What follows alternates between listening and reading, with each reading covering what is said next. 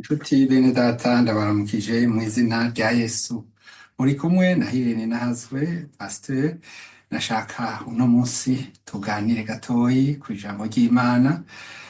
Turaza gusangira igisomwa. Ariko benshi barakunda kwibaza bati mbega uyu ariko aravuga amaze igihe kingana gute, ari mu murimo, byagenze gute? Ni ibibazo byinshi bamwe bahora bambaza canke abandi ntibabimbaze bakavyibaza ubwabo bonyene ntibaronke inyishu. Uno munsi rero mfise akanyamuneza ko kubabwira yuko uyu munsi uri hejuru dukwije imyaka 21 dutanguye urubuga rwa rw'ivugabutumwa nk'uko mubibona, ijambo ry'amahoro no gusubiza hamwe. Nkaba ngira ndarubarondere mu kanya kugira ngo mubone ingene ico gikorwa catanguye. Ingena ninjiye muri uwu muhamagaro n'ibintu birebire. Nkuko navuye mu gihugu ntitwa umuhakanyi, hariho aho ninjirira. Nshitse ino naho nyene sinise umuhakanyi, ariko naragiye no mu shengero risa n'iryo ninjiramwo mu Burundi, ariko nkumva ndafise inyota ku buryo hageze igihe ndagenda no kurabira ahandi. Ariko aho handi si ukuvuga ngo narahijanye, ni ukubera yuko Imana yo nyene yaratoye inyishu, yaratoye ingene ibigenza kugira ngo ngende aho handi numve ijambo ry'Imana. Jewe bwanje icankabuye ahanini ni igihe nagenda muri iryo shengero, umukozi w'Imana yariho yavugishijwe ku bindaba jewe, kandi mbona koko ko ivyo yahawe kuvuga, nuko nubwo benshi hari abo bahabwa kuvuga ibintu canke biha kuvuga ibintu, ariko ivyo yahawe kuvuga uwo munsi vyarangenenekereje canke vyaranyumvishije cane ko ndi umunyabyaha nkwiye kwihana. Rero ncanihana ibyaha vyanje, nteba inzira narimwo, kuko ubutazi ijambo ry'Imana hariho yibaza ngo ivyo arimwo ni vyiza. Hariho umuntu aba avuga ati jewe nsanzwe nitonda, nta simboregwa, sinkora ibi n'ibi, ariko ugasanga ntagira ubucuti n'Imana canke hari ivyo acumura, kandi noneho abantu bose baracumuye. Ni ku bwa Kristo rero twabonye agakiza. Nagenda babwiye rero yuko hari mu mwaka w'2004 niho natanguye kuja kugira urubuga rwa interinete. Urwo rubuga ruriho mugabo ntirugikora cane, rwitwa Word of Peace and Reconciliation, kandi n'ijambo ry'amahoro no gusubiza hamwe. Twararusubiye Jurundi mu 2004, ubwo kuva mu 2004 n'ubu ruriho. Nta bintu bishasha biriko, kubera ko mu minsi heze hari mwaka uyu narataye, naribagiye imfunguruzo, nivyo bita modo pass. Hanyuma ku buryo nabikoresha kuri telefone, ariko isosiyete yari yampaye telefone yari yaje ntwara nimero, birangora cane.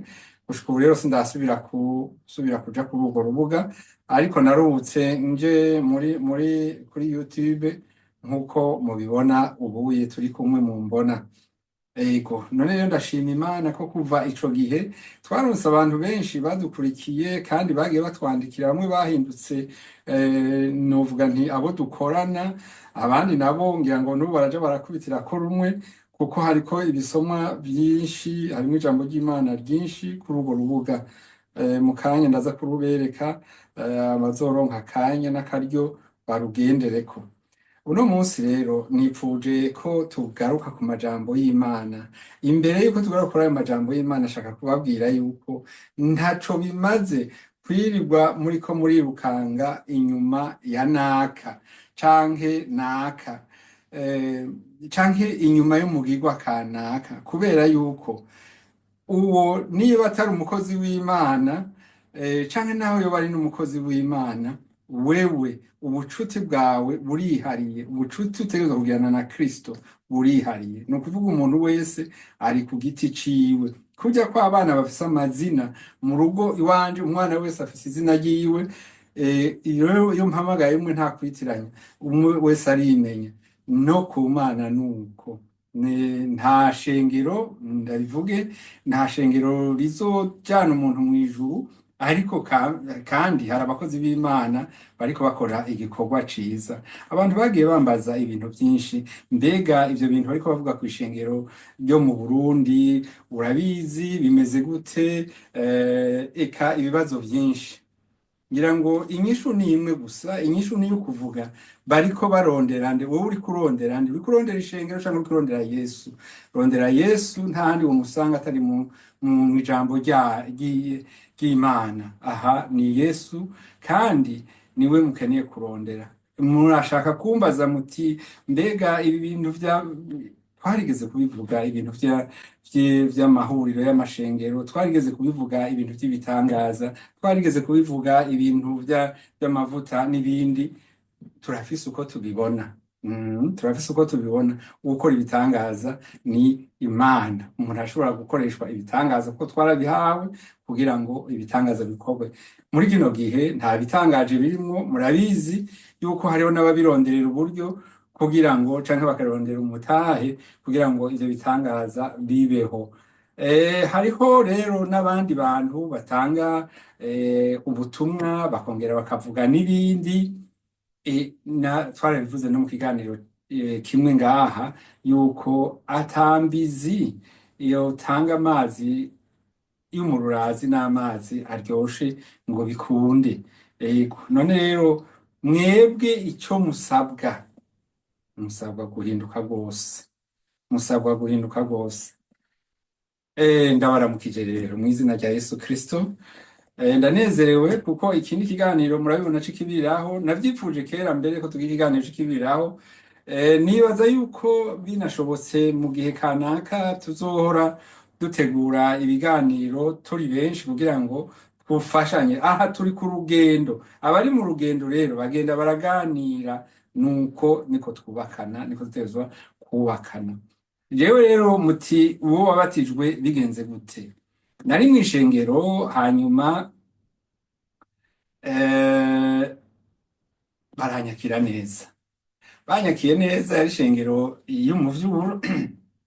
Yabwira nti yamara jewe ndashaka kubaka, none vyogenda gute? Bati je sindabatizwa. Bati nta kibazo, uzobora batizwa, ubwo rubanza tuzorutegura, nta kibazo, ivyo navyo uzobitunganya hanyuma. Ariko siko vyagenze, kuko habayeho uburuhuko. Ngiye ku wundi mukozi w'Imana aravuga atoya banza ubatizwe. Aca ategura amiga y'igice yaza kutwigishiriza mu rugo. Hari umubanyi yaciye yifatanya nanje, twize turi babiri kandi twabatijwe turi babiri mu mazi menshi. Ndashima Imana kuri uwo mukozi w'Imana yarungitse akanyigisha ijambo ry'Imana, kandi akongera akatubatiza mu izina rya Yesu Kristo, mu izina rya Data na Mwana na Mpwemu Yera. Vyari ibintu biryoshe. Nabonye ukuboko kw'Imana, kuko Imana niyo yagiye inyigishiriza. Yego mugabo iyo umuhamagaro wagufashe urarondera no kwiga ijambo ry'Imana. Nivyo byashikiye. Hari amashuri nagiye niga ya Bibiliya, kandi yari amashuri amwe bita par correspondance. Hanyuma naragize n'ingendo kubw'ivyo, ndagenda ngirwa ubuntu, ngenda muri Israeli inshuro zibiri. Hariho ivyo nungutse, bimwe bimwe narabibabwiye. Abatembeye kuri rino rubuga barabonye nk'ivyo navuze ku bijanye n'ingoro ya gatatu ya Salomo igiye kubakwa, canke ivyo nahabonye jewe. Nuko rero Yesu abahezagire. Nagomba rero dusangire ijambo riri mu butumwa bwiza bwanditswe na Yohana, avuga ingena Yesu yagiye asengeye abantu, abigishwa biwe. Nivyo ngomba ko dusangira muri kano kanya.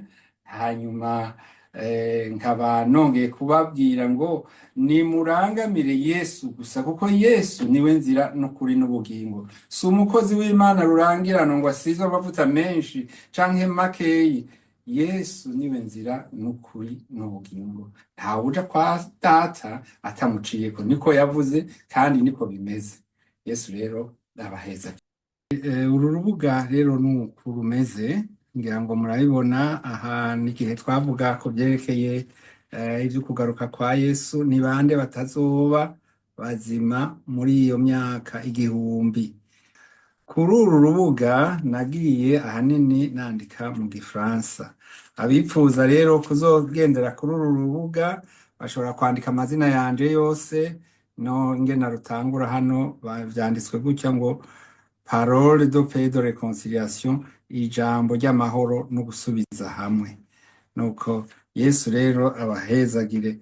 Reka tuje ku ijambo nari nabemereye ryo muri Yohana 17. Turahera ku karongo ka 6. Avuga ngo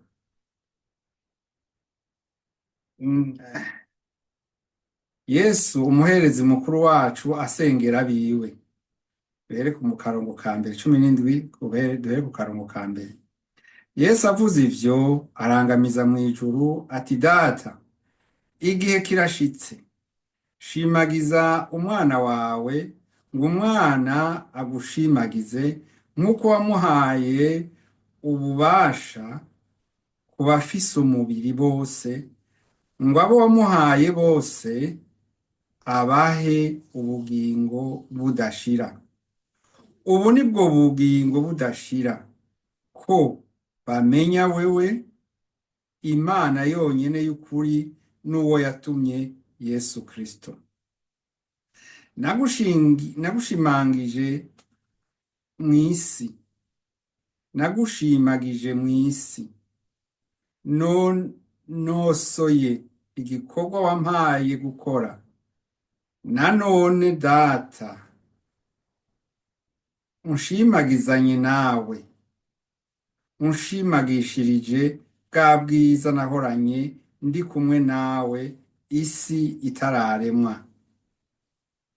Nahishuriye izina ryawe abantu wampaye mu bisi, barabawe urabamba, kandi bitondeye ijambo ryawe. None bamenye yuko ivyo wampaye vyose biva kuri wewe, kuko amajambo wampaye nayabahaye, nabo bakayakira, bakamenya vy'ukuri ko naturutse kuri wewe, bakizera ko ari wewe wantumye. Ndabasabira, sinsabira ab'isi, ariko sabira abo wampaye, kuko ari abawe, kandi ivyanje vyose ni ivyawe, n'ivyawe navyo ni ivyanje, kandi nshimagijwe muri bo. Nashimagijwe muri bo. Sinkiri mw'isi, ariko bo bari mw'isi, nanje ndaje kuri wewe. Data wera, ubazigamire mw'izina ryawe wampaye, ngo babe umwe nk'uko natwe turi umwe. Nkiri kumwe nabo, nabazigamiye mw'izina ryawe wampaye. Narabashibamyeko, kandi nta n'umwe muri bo yapfuye rubi, atari wa mwana wo gupfa rubi, kugira ngo ivyanditswe bishike. Ariko none ndaje kuri wewe, kandi ibi mbivuga ndi mw'isi, kugira ngo bagire umunezero wanje wuzure muri bo. Nabahaye ijambo ryawe, kandi ab'isi barabanka, kuko atari ab'isi, nk'uko nanje ntari uw'isi. Singusaba ngo bakure mw'isi, ariko ngo barinde wa mubi. Si ab'isi nk'uko nanje ntari uw'isi. Ubeze mu kuri. Ijambo ryawe ni ryo kuri. Nk'uko wantumye mw'isi, niko nanje nabatumye mw'isi. kandi nanje niyeza ku bwabo kugira ngo nabo babe bejejwe mu kuri. Sinsabira aba gusa, ariko ndasabira n'abo bazonyizera kubw'ijambo ryaba, kugira ngo bose babe umwe nk'uko wewe Data uri muri jewe nanje nkaba muri wewe, ngo nabo abe ariko baba muri twebwe, ngo isi yizere ko ari wewe wantumye. Nanje nabahaye ubwiza wampaye, ngo babe umwe nk'uko natwe turi umwe. Jewe mbe muri bo, nawe ube muri jewe, ngo bahingurwe babe umwe, kugira ngo isi imenye ko ari wewe wantumye, ukabakunda nk'uko wankunze. Data, abo wampaye ndagomba kwaho ndi nabo bahabana nanje, ngo barabe ubwiza bwanje wampaye, kuko wankunze itanguriro ry'isi ritarashirwaho. Data ugororotse, isi ntiyakumenye, ariko jewe narakumenye, n'aba nabo bamenye ko ari wewe wantumye. Nabamenyesheje izina ryawe, kandi nzoribamenyesha, ngo urukundo wankunze rube muri bo, nanje mbe muri bo. Haleluya. Aha batubwiye isengesho Yesu yasenze imbere y'ukugenda. Jewe sinibaza ko ibi bihe byari byoroshe. Ubwa mbere nta muntu bari bwumva aja mu ijuru, ariko we arababwira ati ngiye mu ijuru. Ego yaramaze gukora ibitangaza vyinshi, ariko mu nyuma tumaze kubiraba, tumaze gukurikirana n'ibindi bisomo, twarabonye yuko bagerera nk'ahantu bakibaza bati yamara inzira niki. Yesu niwe aduha ukwizera. Ntimuveko kuri iri jambo. Yavuze ngo ndashaka ko baba umwe nk'uko twe nawe turi umwe. Muri kino gihe dufise abantu benshi isinzi batonda mu mashengero, kandi batonda hamwe, ariko batari umwe, kubera imvo nyinshi, kubera ko batagira ukwizera, kubera ko batarashika ku rwego rwo wewe wipfuje ko tubako. Dukeneye kuba umwe, niko umwami Yesu yavuze. Kuba umwe si ukuvuga ngo hari uwizerera uwundi. Twizera bimwe kandi tukavyumva kumwe, tugashima Imana kumwe, kuko Imana yatugize umwe. Nivyo ijambo ry'Imana riratubwira ko turi ingingo nyinshi, ariko zigize umubiri umwe. Nico gituma hari imihamagaro itandukanye mu mashengero canke muri iki gikorwa c'Imana.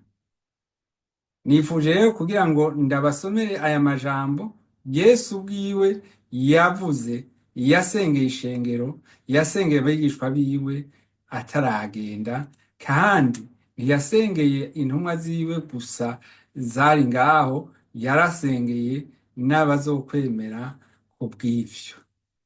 kubw'iryo jambo, bazoba bumvise ijambo ry'intumwa zibashikirije, bakazokwemera kubera ivyo nabo yarabasengeye, kandi nabo nyene yifuza ko bazobana. Haleluya.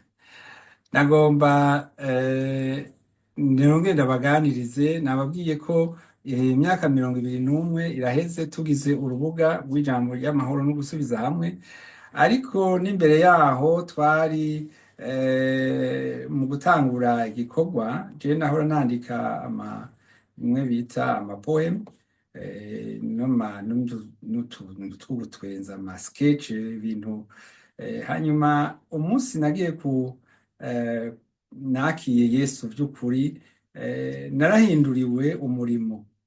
Ivyo nariko ndandika bitwenza byahindutse ko natanguye kwandika ijambo ry'Imana. nahora nandika rero email ya mbere je natanguye kuyikoresha mu mwaka w'igihumbi kimwe n'amajana icenda na mirongo icenda n'icenda. Ico gihe rero je nari mfise email natanguye rero kuza ndarungikira hari mu bihumbi bibiri na rimwe na kabiri ama email abantu bose nari mfise muri repertoire muri contact baravyibuka bamwe. Nawe ashobora no kubagendera nkasanga kumbure sinabashize kuri liste, nagenda ndabasaba ama email, umuntu akazabona turicaranye ndamurungika ibintu vyinshi agaca yibaza ati mbega bigenze gute. Mwene data Imana imuhezagire ni umupasiteri aho mu Bigi, niwe yitegereje ivyo ubwo butumwa natanga avuga ati ni bwiza mugabo ni vyinshi, Imana igufashe kugira ngo uzoshobore kuba wandika ibiringaniye abantu bashobora kwihanganira no gusoma na cane cane abatararonka agakiza. Niko vyagenze, yarabisengeye kuko mu minsi yakurikira nagenda nandika urupapuro rumwe kandi nabwo rwarakoze akazi. Ndashima Imana rero ko yagiye ishira mu nzira abantu bagiye bamfasha usibye mu rugo no hanze no mw'ishengero hagiye haboneka abantu bagiye bamfasha. Nashaka kandi gushimira cane bene data bo mu Burundi twagiye dukorana ibikorwa vy'Imana, abo mw'ishengero ryitwa Tempeste Gihuhusi c'ubutumwa bw'amahoro umenga niko bwitwa, bari muri Bujumbura harya hafi ya Bujumbura rirari mu Gatumba hariya Ikamangwe haruguru ku universite. Twaragiye mu Burundi ahatari hake duhura n'uwitwa Bucumi wa Buhoka, Bucumi Elias. Twaragiye Muyinga tuhasanga uwitwa Jean Marie, twaragiye n'Ikinyinya, twaragiye Ikarusi kw'ishuri y'Ikarusi batwakira neza kandi n'ubu hariho umugwi ukomeye ba Gerard, Yesu abahezagire. Sabo gusa no muri Congo bariho bitwa ba Deward, nabo ndabaramukije aho bari ngo Yesu abahezagire. Hariho n'umwene data Munyentore yari yahagaze hagati ya Congo n'u Rwanda ubu na Kenya, nawe turamuramukije cane ko twasangiye urwo rugendo rwo gukorera Imana mu kumenyesha ubutumwa bwiza. Hariho abo mu Rumonge mu Minago hariya twarigeze no kurarayo kandi twabonye ukuboko kw'Imana. Ndashima cane kandi abo muri misiyoni ya Gishiha bagiye banyakiriye nkaba nanje umunyeshengero kandi nkaba n'uwashinzwe amabanga yo kuvuga ubutumwa bwiza muri iryo shengero. Ndabatahije cane abo mu ubwiza bwo kunyabaheza, ubwiza Nyaburumba, eka nabo mu bwiza bw'ikiyazi.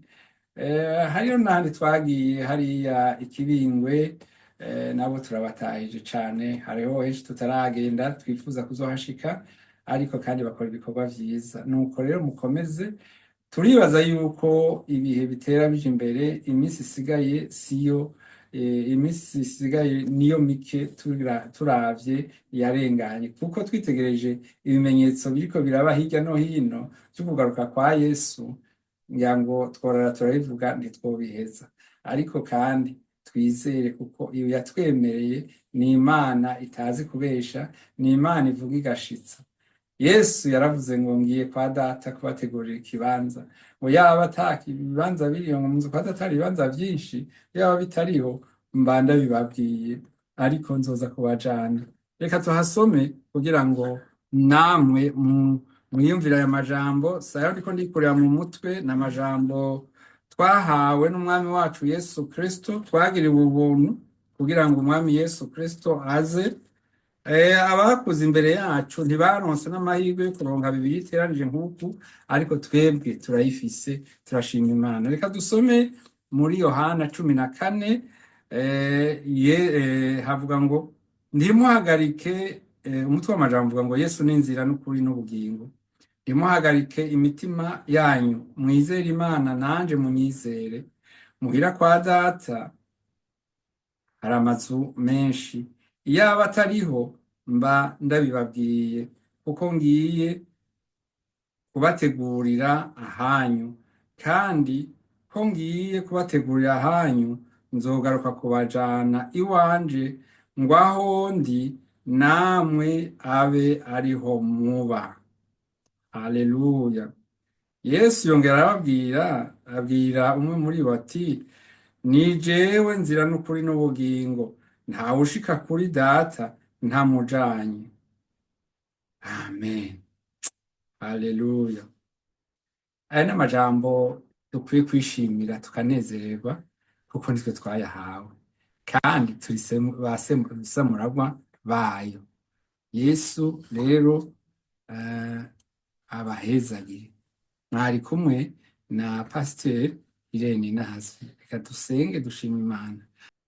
Uhoraho Mana yacu, turagushimiye kuri Imana yacu, waturemye kandi udukunda, uduhaye akanya keza kugira ngo twumve aya majambo wateguriye ubwoko bwawe. None rero reka tukubwire tuturuwera, reka tubwire tuturisega amahanga, muheretse umwe wese mu bakurikiranye kino kiganiro cacu kigufi, ngo nabo umuhe kumva no kugubwa neza muri Kristo, na cane cane kugira ukwizera ko koko Yesu Kristo azoza kumujana nk'uko yabitwemereye. Urakoze, uragahora ku ngoma. Ishimwe n'ishibaniro vyawe, ni mu izina ry'Umwami wacu Yesu Kristo dusabye twizeye. Amen.